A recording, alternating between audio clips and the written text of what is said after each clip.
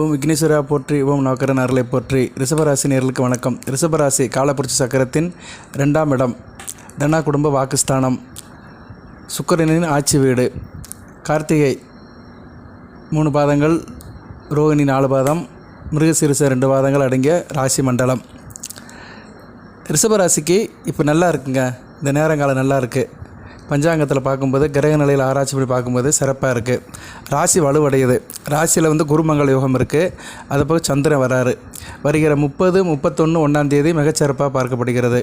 3 விதமான யோகங்கள் ராசியில் உருவாகுது. குருச்சந்திர யோகம், குருமங்கள யோகம், கஜகேசரி யோகம். இது குருவும் செவ்வாயும் சேருது ஒரு வகை யோகம், குருமங்கள யோகம். அதுக்கு நான் வீடியோ போட்டிருக்கிறேன். அதுக்கடுத்து சந்திரன் சேருது நல்ல அமைப்பு. சந்திரன் உங்கள் ராசியில் உச்சம் அடைவார். சந்திரன், குரு, செவ்வாய் 3 பேருமே ஒரு நட்பு கரங்கள், மிக அதிக நட்பு கரங்கள். ஒருத்தருக்கு ஒருத்தர் புரிதல் அதிகமாக இருக்கும். சந்திரன் அமாவாசை நோக்கி போனாலுமே அவர் உச்சம் அடைகிறது கூடுதல் சிறப்பு தான். குரு செவ்வாயோடு சேர்ந்து உச்சம் அடைகிறது நல்ல விதமாக பார்க்கப்படுகிறது. இந்த அமைப்பு ரேராக தான் நடக்கும். குரு, செவ்வாய், சந்திரன் 3 பேர் ஒரு இடத்துல கூட்டின்னு வைக்கிறது ரொம்ப ஒரு நல்ல உயர்ந்த யோகங்களை கொடுக்கும். குரு தனகாரகன், புத்திரகாரகன்.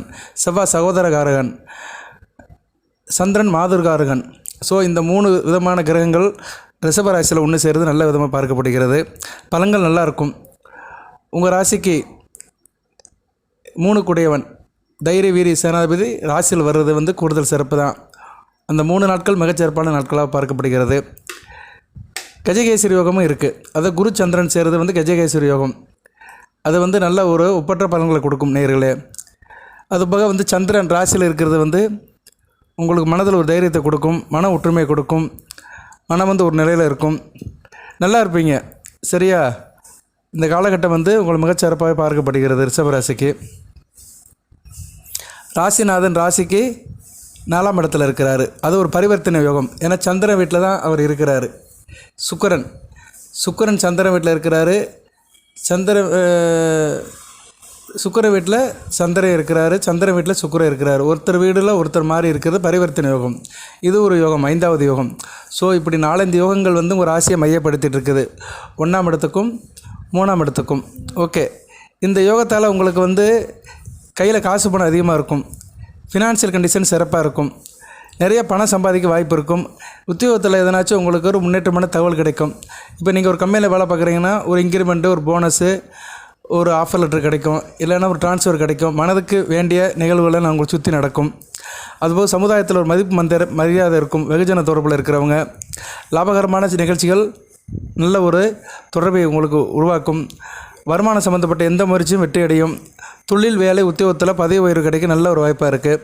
கூடுதலாக உடன் பிறந்த சகோதரர்களால் நல்ல ஒரு ஏற்றம் இருக்கும். திரைப்படத்துறை சேர்ந்தவர்கள், சின்ன சிறை சேர்ந்தவர்களுக்கு நல்லா இருக்கும். கலை சம்மந்தப்பட்டவர்களுக்கு மிக அதிகமாக பார்க்கப்படுகிறது. கணவன் மனைவி உறவு நல்லபடியாக இருக்கும். கூட்டுத்தொழில், பங்கு சந்தை, ஷேர் மார்க்கெட்டு இதுவும் சிறப்பாக பார்க்கப்படுகிறது. சொந்த பந்த விஷயத்தில் நல்ல ஒரு ஏற்றம் இருக்கும். நல்லா புத்திசாலியமாக இருப்பீங்க, விவரமாக இருப்பீங்க. எந்த ஒரு காரியத்தையும் திட்டம் போட்டு முடிப்பீங்க. ஆரோக்கியம் நல்லாயிருக்கும். அதுபோக தேக ஆரோக்கியம் நல்லாயிருக்கும். முகத்தில் ஒரு பொலிவு இருக்கும்.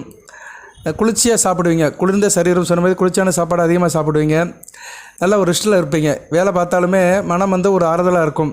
எந்த ஒரு வேலை பார்த்தாலுமே டயர்ட்னஸ் ஆக மாட்டீங்க. இஷ்டப்பட்டு கஷ்டப்படுற மாதிரி எல்லா வேலையும் இஷ்டப்பட்டு செய்வீங்க. இன்ட்ரெஸ்ட் அதிகமாக இருக்கும். பிரயாணம் இருக்கும். எங்கேனாச்சும் வெளியூர், வெளி மாநிலத்துக்கு போய்ட்டு வர்றதுக்கு நல்ல ஒரு வாய்ப்பு இருக்கும். பேச்சில் ஒரு நயம் இருக்கும், சுவை இருக்கும், இனிக்க பேசுவீங்க. அதுபோக சங்கீதம் சம்மந்தப்பட்டது நல்லாயிருக்கும். இசை, இயல் இசை, நாடகம், திரைப்பட பாடல், பின்னணி பாடல்கள் இது சம்மந்தப்பட்டவங்களுக்கெல்லாம் அருமையான காலகட்டமாக இருக்கும். இந்த 3 நாட்கள், ஜூலை 30, 31, ஆகஸ்ட் 1, இந்த 3 நாட்களும் ஒரு முன்னேற்றமான நாட்களாக இருக்கும்.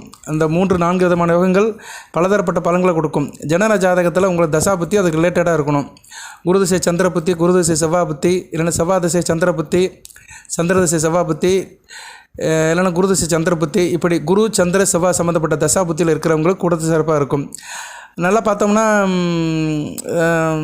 கார்த்திகை நட்சத்திரத்தில் செவ்வாய் தசை நடக்கிறவங்களுக்கு நல்லாயிருக்கும். கார்த்திகை நட்சத்திரத்தை பிறந்தவங்களுக்கு செவ்வாய் தசை கொஞ்சம் வயசில் நடக்கும், அவங்களுக்கு கொஞ்சம் நல்லாயிருக்கும். அதுபோக சந்திர திசை இந்த ரோகிணி நட்சத்திரத்தை பிறந்தவங்களுக்கு ஆரம்பத்தில் நடக்கும், கொஞ்சம் வயசில் இருக்கிறவங்க நடக்கும், ஒரு 10 வயசில் உட்பட்டவர்கள் நடக்கும். ஸோ அவங்களுக்கு அந்த அளவுக்கு விவரம் தெரியாது.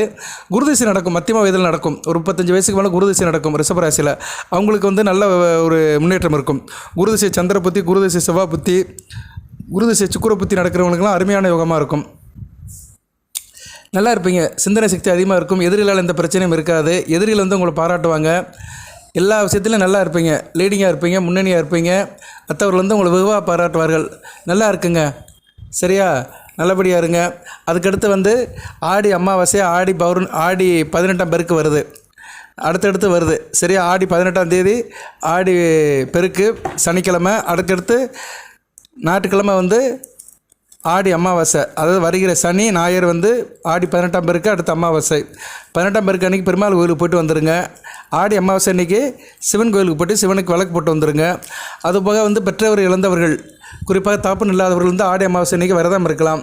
விரதம் இருக்காதவங்க வந்து கோயில் வளர்த்து போய் சிவனை கும்பிட்டு பிதர்களை தாயை தாப்பனை நினச்சி தாப்பன் வழி உறவுமுறையில் நினச்சி விளக்கு போட்டு வந்தீங்கன்னா உங்களை நல்ல விதமாக பார்க்கப்படுகிறது. சரியா? ஆடி அமாவாசை சுந்தர மகாலிங்கம் கோயிலில் மிகச்சிறப்பு. வத்திராயிருப்பு மேலே இருக்குது, பிளவக்கலுக்கு மேலே அங்கே ஒரு அடர்ந்த காட்டுக்குள்ளே சுந்தர மகாலிங்கம் இருக்கார், சுயம்பலிங்கமாக இருக்கிறார். அங்கே போயிட்டு வருது மிகச்சிறப்பு தான். ஒரு கட்டுப்பாடுக்கு உட்பட்டு தான் அங்கே போயிட்டு வருவாங்க. ஆடி அமாவாசை வந்து மிகச்சிறப்பாக நடக்கும். சுந்தர மகாலிங்கம் வத்திராயிருப்பு. சரியா? சதுரகிரி மலை, சதுரகிரியில் தான் சித்தர்கள் நிறைய இருக்கிறாங்க. சித்தர்கள் வாழ்ந்த பூமி, புண்ணிய பூமி. அங்கே போயிட்டு வரதே பெரிய விஷயம். அந்த இடத்த மிதிக்கிறதே புண்ணியம் பண்ணியிருக்கணும். எல்லாராலையும் போக முடியாது. அங்கே போகிறதுக்கு யோகம் இருந்தால் தான் போக முடியும். வெள்ளியங்கிரி, சதுரகிரி இது மாதிரி இடத்துக்கு போகிறதுக்கெல்லாம் ஈசனோட அருள் இருந்தால் தான் போக முடியும். எல்லாராலையும் போக முடியாது. மனதால் வேணால் நினைக்கலாம். ஆனால் இப்போ எல்லாம் போக்குவரத்து வசதி ஆகிடுச்சு. மழை தண்ணியை பார்த்துக்கணும். ஏன்னா திடீர்னு மழை வெள்ளம் வந்துச்சுன்னா கொஞ்சம் ரிஸ்க்கு தான். சதுரகிரிலாம் கொஞ்சம் ரிஸ்க்கான இடம் தான். ஏன்னா அருவி தான், அது ஃபால்ஸு தான். மழை பெஞ்சிச்சுன்னா தண்ணி இழுத்துட்டு வந்துடும். அதனால் போயிட்டு வரவங்க கொஞ்சம் கவனமாக போயிட்டு வரணும். ஆடி அமாவாசை வந்து அங்கே மிகச்சிறப்பாக கொண்டாடப்படுகிறது. அடுத்தடுத்து உங்களுக்கு வந்து ஆடி 18ஆம் பெருக்கு ஆடி அமாவாசை. அதுக்கடுத்து ஆடி பூரம் வந்து 7ஆம் தேதி ஆரம்பிக்குது. ஆகஸ்ட் 7ஆம் தேதி ஆரம்பிக்குது. பகல்லையும் இருக்குது. ஆகஸ்ட் 8ஆம் தேதியும் பூரம் கொஞ்சம் இருக்குது. இருந்தாலும் ஆகஸ்ட் 7ஆம் தேதி தான் முழுமையான பூரம் இதாக நல்ல நாளாக பார்க்கப்படுகிறது. திருவாடிப்பூரம் வந்து மகாலட்சுமி ஸ்தலத்தில் நல்லபடியாக நடக்கும். பெருமாள் கோயில் தான் விசேஷம். அன்னை ஆண்டாள் பிறந்த நாள். அந்த திருப்பாவை படித்த ஆண்டாள் பிறந்த நாள். பாசுரம் பாடியவள் கோதை ஆண்டாள், தமிழை ஆண்டாள், கோபாலன் இல்லாமல் கல்யாணம் வேண்டாள். அந்த கோபாலனை நினச்சி பாசுரங்கள் பாடிய அன்னை ஆண்டாள் பிறந்த இடம் ஆடிப்பூரம். ஸ்ரீவில்லிபுத்தூரில் ரொம்ப விசேஷமாக இருக்கும். ஓகே நேயர்களே, இந்த வீடியோ எதுக்கு நான் இந்த விசேஷ தினத்தெல்லாம் சொல்கிறேன்னா, இந்த விசேஷ தினங்கள்லாம் ரிஷபராசிக்கு வேண்டியவை. ஏன்னா சந்திரன் உச்சமாகிற ராசி தான் ரிஷபராசி. சந்திரன் அனைத்து ராசிக்குமே போகிறவர். அவர் இருக்கிற நட்சத்திரம், அவர் எந்த இடத்துல நிற்கிறாரோ அதான் நட்சத்திரம். அன்றைக்குள்ள நட்சத்திரம் சந்திரனை சம்மந்தப்பட்டதான் நட்சத்திரமே மதிப்பு பெறுது.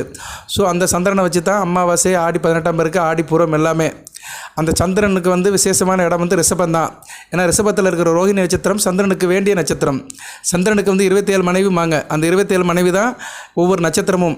அசுபதியிலிருந்து ரேவதி வரைக்கும். அதில் மிக பிடித்த அவருக்கு நட்சத்திரம் வந்து ரோஹிணி தான் அவருக்கு விரும்பிய மனைவி. வானத்தில் பார்த்தீங்கன்னா நிலா பக்கத்தில் ஒரு நட்சத்திரம் தெரியும், நல்லா பிரைட்டாக இருக்கும். அதான் ரோஹிணி நட்சத்திரம். ஸோ ரோஹிணி வந்து ரொம்ப சந்திரனுக்கு பிடித்த நட்சத்திரம், உச்ச நட்சத்திரம், கண்ணபிரான் பிறந்த நட்சத்திரம். ஓகே நேயர்களே, அடுத்தடுத்து வீடியோ போடுறேன். இந்த 30, 31, 1ஆம் தேதி வந்து மிகச்சிறப்பாக இருக்குது. முத்தான 3 யோகங்கள் ரிஷபராசியை சுற்றி நடக்கு, ரிஷபராசியிலே நடக்கு. வாழ்த்துக்கள். நல்ல ஒரு காரியங்கள் பண்ணுங்கள்.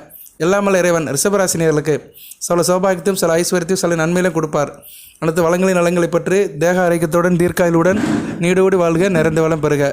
நன்றி நேயர்களே.